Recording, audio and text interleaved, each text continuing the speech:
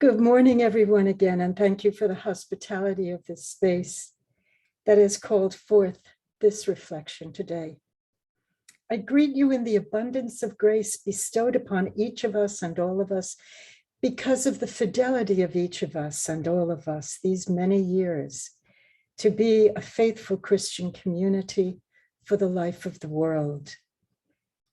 And so we're here in the name of the Creator, of the Savior, and of the Sanctifier. Amen. So I welcome all of us Grangers as, pardon me, as the allergy season rolls in among us, and as we prepare for the season of creation, which brings us to a very special kind of expansive and urgent communion with each other and with every other living creature, as Eddie offered litany today.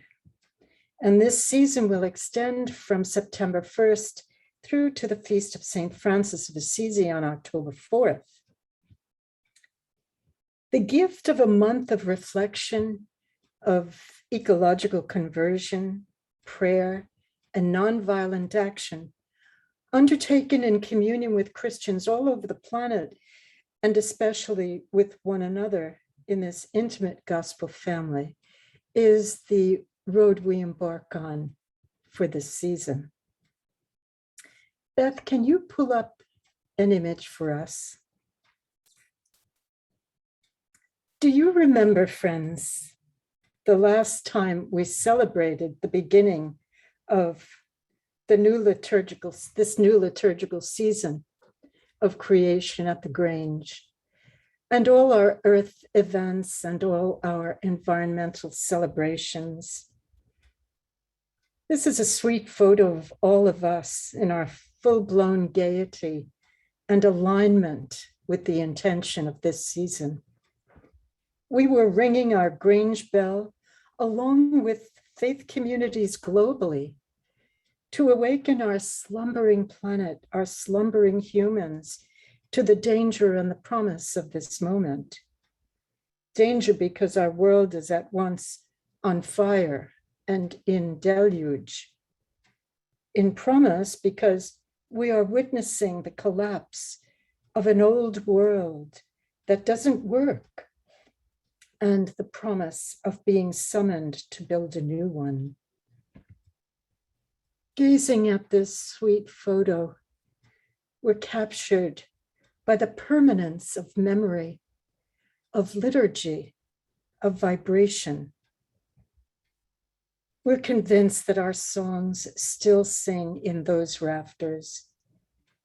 I don't see Rumi and Uncle Louie in this photo, but we know that they were there often, standing as representatives of every bee, spider, and squirrel, every bird, bat, and creature that occupied from time to time that saving Grange space. Every tree and flower and mode of flora that ever beautified it, protected it, and loved it. Every one of our other kin who welcomed and communed with us, all found shelter and hospitality in that barn. As we begin this new season of creation, we remember all those extraordinary ecozoic liturgies that we were making and celebrating long before Pope Francis inaugurated a liturgical season of creation. Many of us remember how our resident composer, Evelyn Avolius, sang her canticle to the moon on mystical nights after Grange prayer, and how the schola would from time to time intone my own little animal reel. The bird is in the air, the fish is in the water, you know the one. I prefer to call it the hymn of codependent origination, a song that called all living kind into the general dance. Then We had our barn to hold all of that, all of our enlightenment, all of our wisdom and passion and commitment and yes, all of our yes. The Lord did indeed build our house, and Bill Swanson and Sharon Terry and Jack and me and you and dozens of others, all taking our cue from John, who had the blueprint in hand. We built the house. We built our home. In our prophetic home, we were all welcome and all came from near and far, and it was a dream, and we dreamt it for real. And now it stands, still reverberating with our song and John's prayer, at the center of the world that is to come. O Grange theology, O Grange ecclesiology and eschatology and spirituality. We were then, and we do remain, in all humility, the real thing. So Jesus smiles. We were then and do remain even now a living theater of emergence, a workshop of development of gospel living into this new and dangerous season of what we clearly see and accept to be the sixth extinction. Not all of us will make it over to the promised land. We are envisioning. It will take many, many years, many decades, many centuries.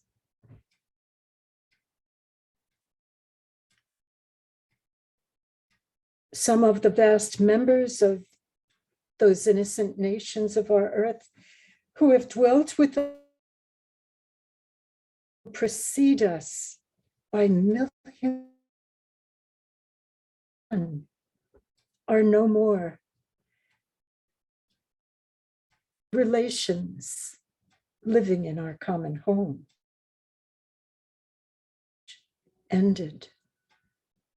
And so we are forever intoning Kyrie eleison, plasma eleison, matter, flesh eleison.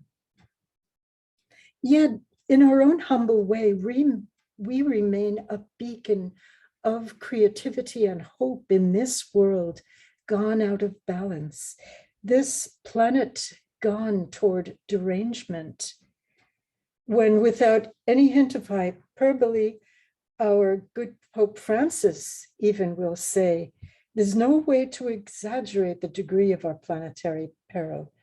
If we call it apocalyptic, it's because it is. And so Jesus weeps. But, you know, I think we must continue to conjure the living memory of our barn, because it is the perfect emblem of this year's ecumenical liturgical season of creation. And in a minute, I'll share with you why. But first, let's try to remember what brought this new liturgical season into reality. And let's be aware that this new church season, as taught by Francis and his theological, catechetical, and liturgical troops, is intended to be as profound and integral to our faith as those long-lived and long-loved seasons of Advent or Lent or Christmas or Pentecost. Not unlike the revolutionary character of the Second Vatican Council, though certainly on a more modest synodal scale, a more modest scale, but not a more urgent scale.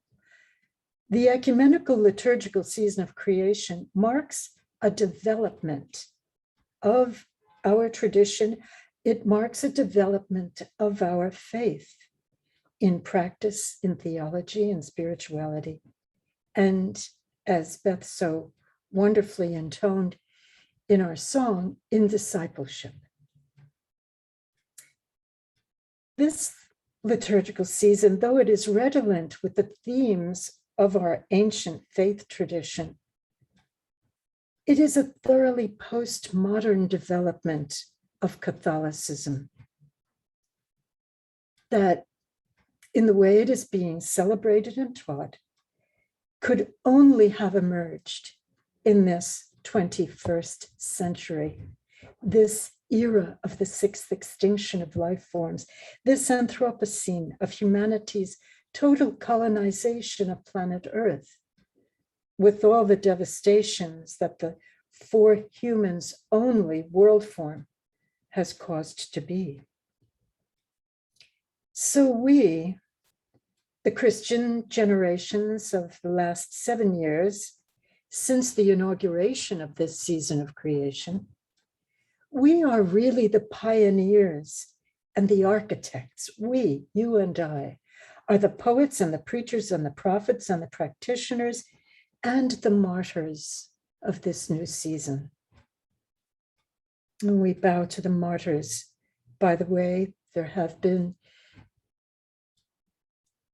to date thousands of creation martyrs, green martyrs, saturating the desolate earth with their blood at the hands of nationalist and corporate assassins. But more on that in the unfolding weeks. We have a whole new generation of Christians emerging. We have always looked to our past for guidance and direction, for inspiration, for hope, for wisdom. But now we look to the present and we look to the future. We look to the church we are building. Are the first human phalanx of this season now being sown in the souls of Christian people? We are graced and gifted, if we will, to determine the depth and power of such a season for creation. Will it be a pro forma, politically correct, pious nod to the unfolding derangements underway on earth? Or will it be a potent convergence of hearts and minds and hands to reorient the energies of planetary destruction, fueled mainly by wasteful and largely unconscious consumerism that's triggered and unaddressed by human anxiety? And this human anxiety is so willfully and cynically exploited by nation states and corporation states to exploit and occupy and retain power and wealth for the few at the expense of the many. We know this. We are rehearsing what we already know. But this is the choice set before us every day. But most emphatically, during this now emerging season of creation that will be with us and be for us as church for as long as church perdures. So where and when did it all begin? I think this little history lesson might be of use to us. It began decades ago with a decree accompanied by prophetic action by the first green pope of the Anthropocene, His All Holiness Patriarch Bartholomew of Constantinople, a religious giant in his own right. It is Bartholomew who has underscored as constitutive of the Eastern Orthodox faith care for the natural world as the primordial expression of divinity, as the dwelling place of the Creator, as the ever-loving, ever-living, and evolving home of all cosmic sacraments, from quarks to cats to superclusters like the biggest thing we know, which I've discovered is the Hercules Corona Borealis Great Wall. This kind of cosmo-mysticism is second nature to our Eastern cousins, descending from a long line of teachers and teachings about the immanence of divinity in the universe, ever since the time of our first Christian formators. But what is novel in this moment, even for the Orthodox, is the way Bartholomew put spine, put muscle and ferocity into the recovery of the ancient Christian attunement to the mysteries of the universe and the vitality of its many splendors, manifesting as the living earth, our home. Bartholomew rocked the world in general and the environmental movements in particular with his itemization, you'll recall, do you, of new ecological sins. And the sharpness of his two-edged sword cut through the miasma of unholy materialism like Zorro's blade. He enumerated the most egregious of these ecological sins that have become structural sins, systemic sins, social sins, racial and misogynistic sins. Most of all, they have become ecological sins. We were rather startled when we were confronted by his exhortation that our discernment of our state of grace should include our way of practicing care or not for the living earth. Bartholomew continues to rock the world ever since then with his many annual conferences, always held on the waterways of Mother Earth. Decades ago, he ignited a project called Religion, Science, and the Environment, gathering together annually the most significant and informed voices for environmental planetary recovery. And so that everything about them could be prophecy. All of these weeks, all of these long convergences took place on the most endangered waterways of the earth. So, for example, he gathered people on boats and barks on the Mississippi, on the Danube and the Mississippi. May we pray today for the peoples of New Orleans again.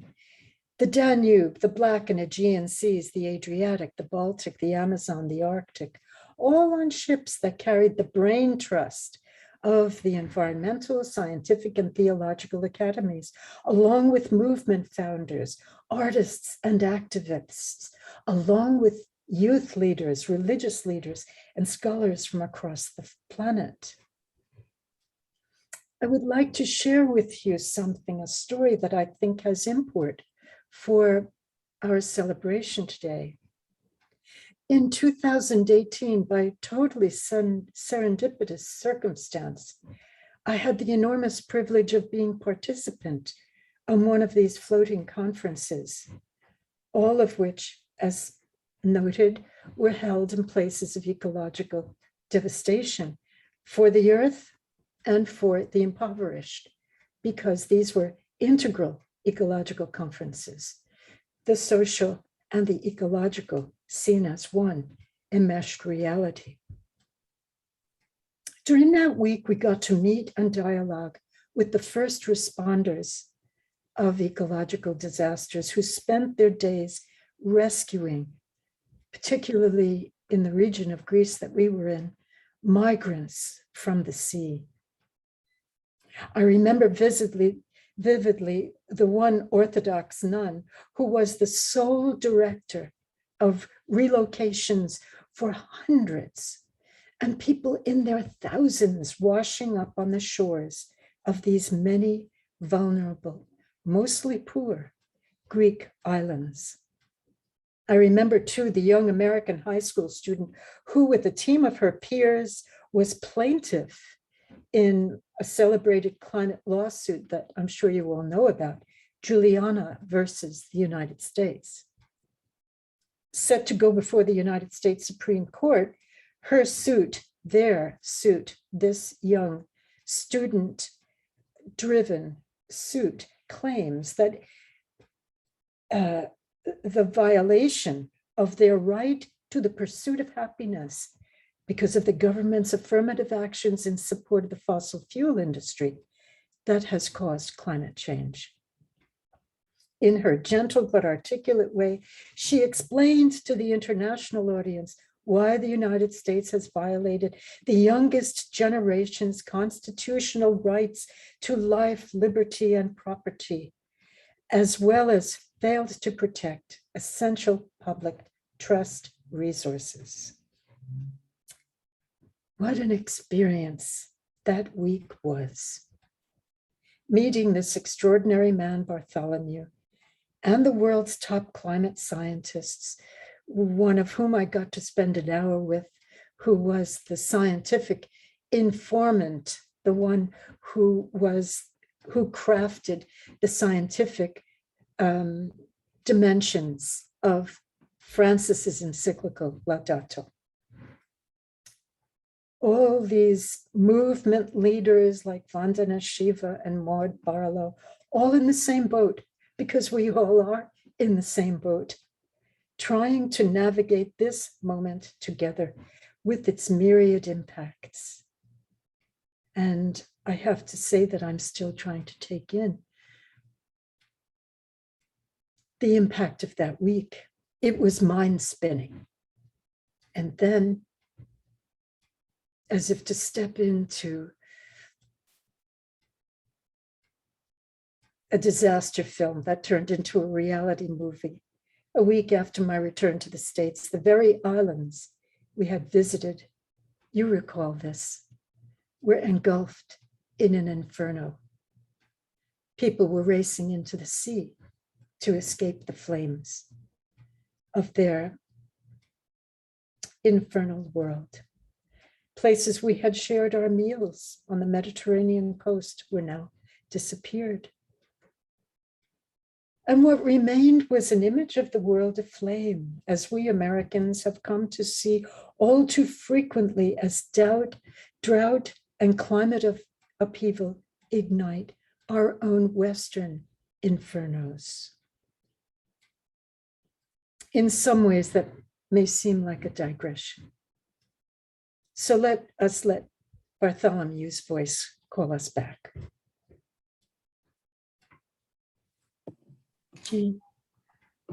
These are the words of Bartholomew.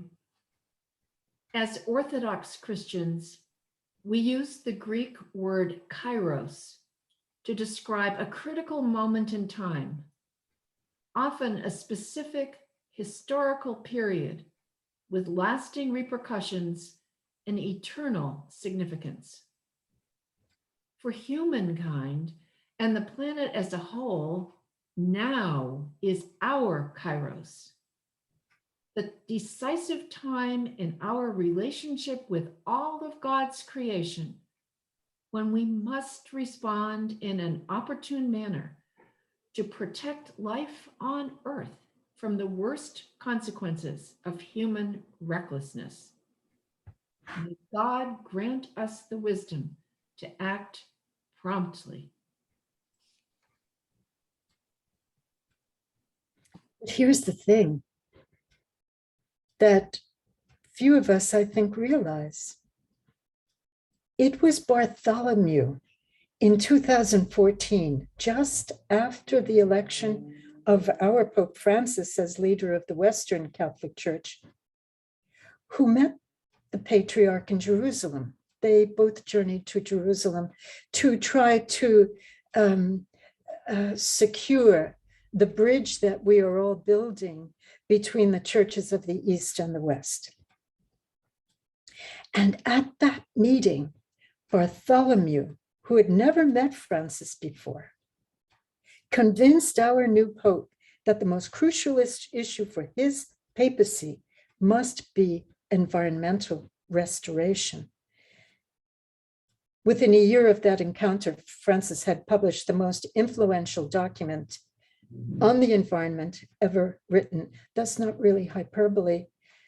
His encyclical Laudato Si on the care of our common home has been noted by scientists and even United Nations Secretaries General as having paved the way for the historic Paris Climate Agreement of 2015 and for the ratification by the nations of the world of the Sustainable Development Goals meant to chart our course toward a new world order. All of these things that are happening at levels and layers that of our political and social realities that most of us do not engage. But what is more important for us people of faith is that Francis took his brother's exhortation so seriously that he has set the agenda of the Catholic Church, recasting its fundamental orientation.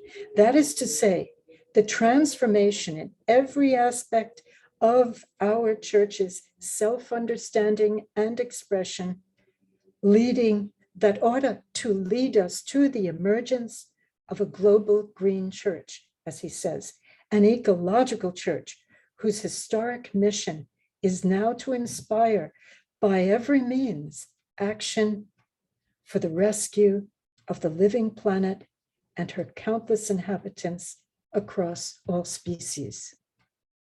Our attention to the cry of the earth, the cry of the poor.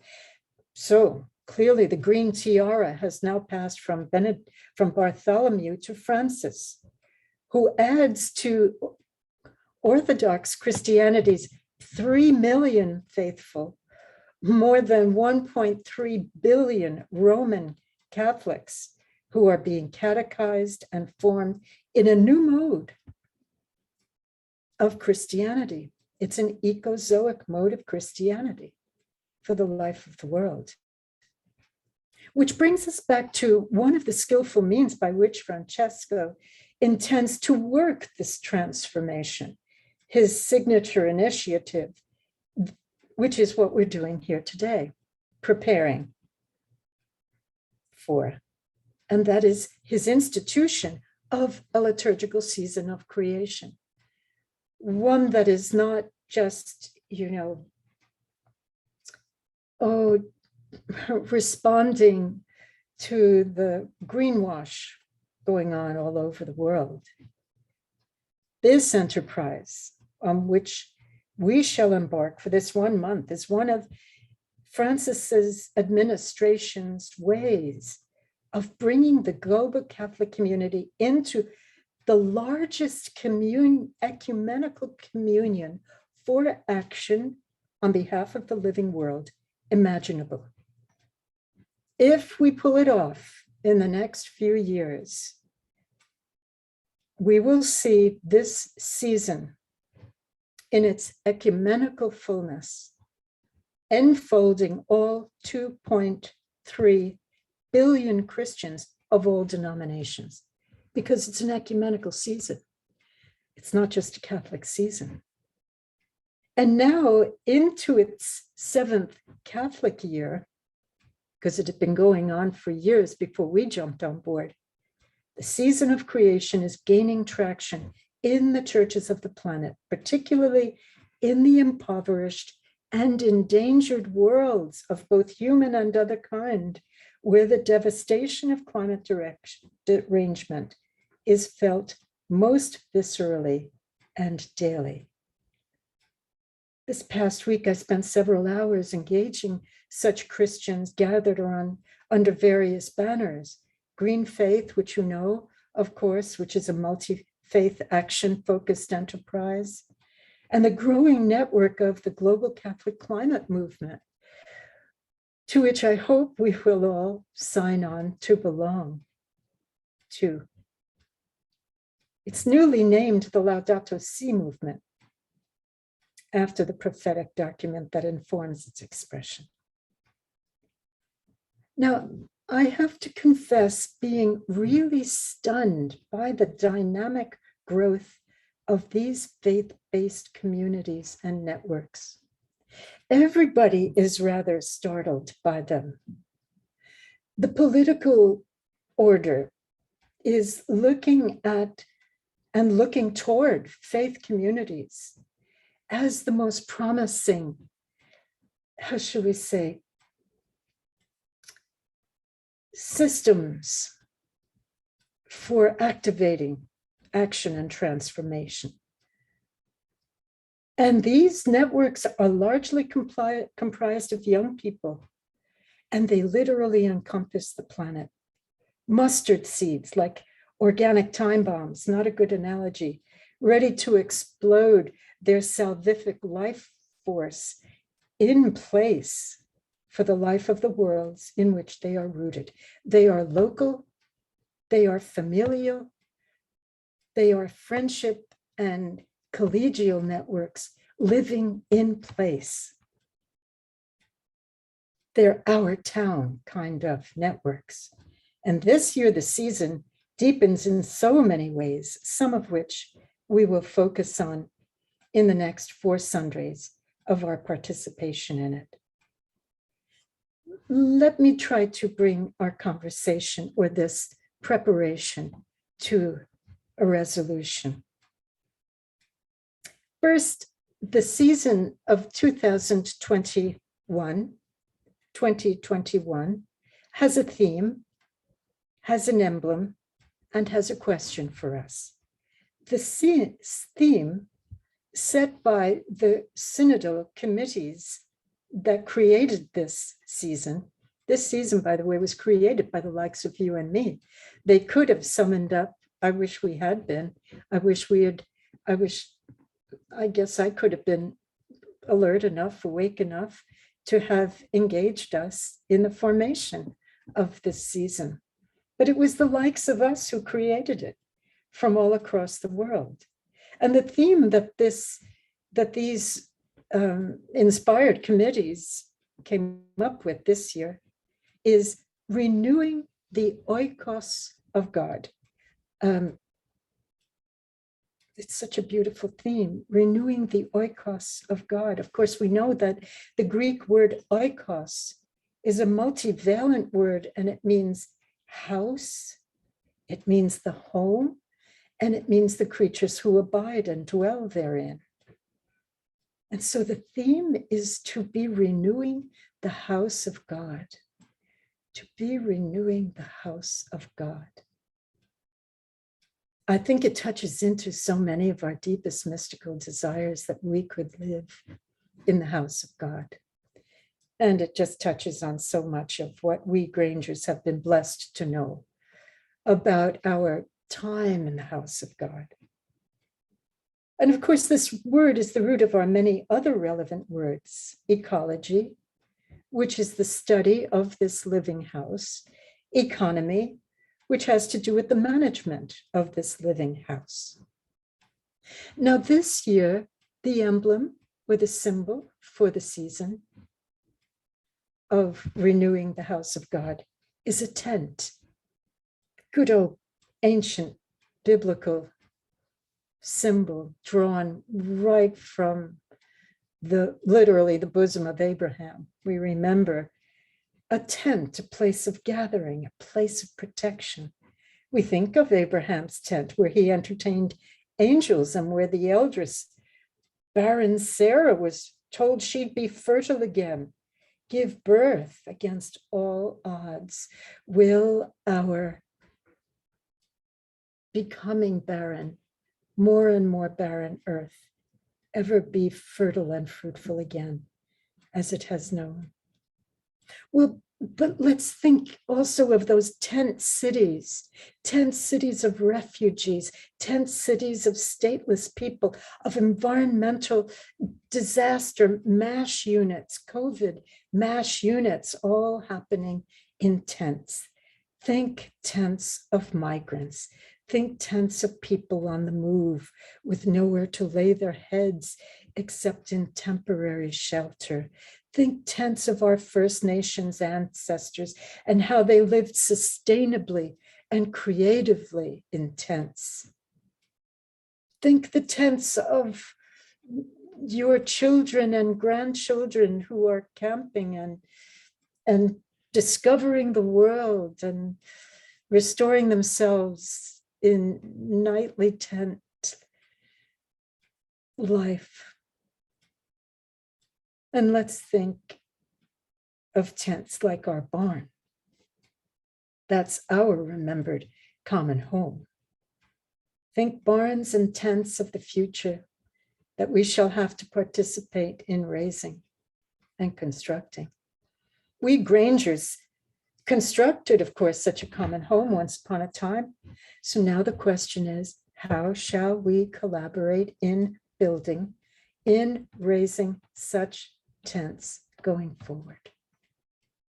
Shall we discern that we Grangers shall commit to some actual tent, some actual program, project that will be sustaining? So this season of creation, inviting, indeed exhorting and manding us to renew the oikos, the tent of God, the tent of the world, possesses and poses also this final question that will bring our reflection to an end. Question that we are asked to turn over all month long is first of all, is an aspirational statement. A home for all. But our fellow Christians decided to put a question mark at the end of that phrase. A home for all?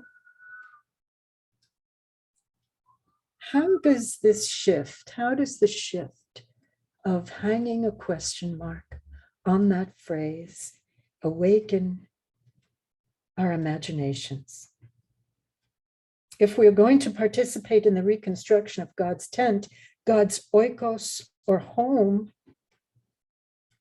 I think that question is asking, what will be my contribution? Just the way everybody's gift mattered in the raising of our Grange barn, everybody's gift mattered. From the water bearers to the lunch makers, to the coffee servers, to those who had the skill with hammer and nail and ladder and paint, and those who would sing us through with work songs. What is going to be my contribution this season of creation to the renovation of the tent of God? Each of our gifts differ. Each of us has a skill that is utterly necessary for the restoration of our endangered common home.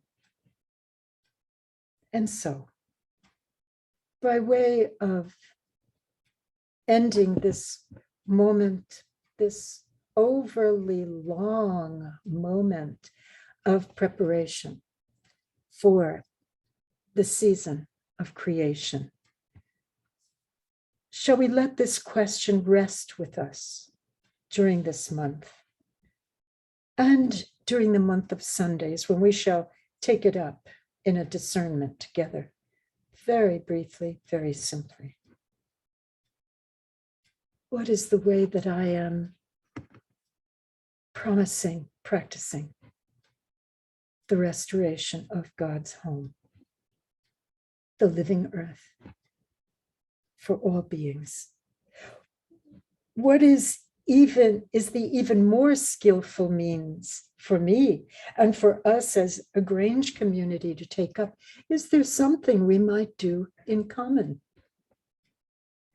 as practice during this month and for the rest of our lives, for the sake of all that we love, for the sake of your children, your grandchildren, the sake of everything? Today, the word of life, of emergency, and emergence drops into our hearts. A home for all. That's the fertile soil of transforming germination. So let's simply watch and sense in trust, in faith, and in prayer this week, these weeks, what may stir within us, what new vitality or summons for the restoration of God's home might I be sensing? Is there an inspiration? Is there an invitation to be and to do in some new ways as we attend the cries of the earth and the cries of the poor? And so let that contemplative, non-anxious openness be enough for the moment. And let us invite the one and same Spirit who brings creation into being instant by instant, breath by breath, to be simply hovering in the darkness of us, in our unknowing, in our fear, in our bewilderment, in our overwhelm, in our incomprehension. Let us allow the Spirit to hover over the depths of us, our poor but sincere longing to be among the builders of a new home for God. Let that same Spirit wanting to bring resilience and healing to the chaos of our world hover over each and all of us Grangers, to bring a new creation into existence through the work of our hands and the labor of our hearts. Let us sing together our anthem for this season sometime during our Mass today. Unless the Lord build the house. And may our brother John continue to hold up that blueprint, remind us of how we go about this renovation as he continues his journey to the stars, a new home for him. And let us each be blessed with the grace of letting go and being remade. Amen.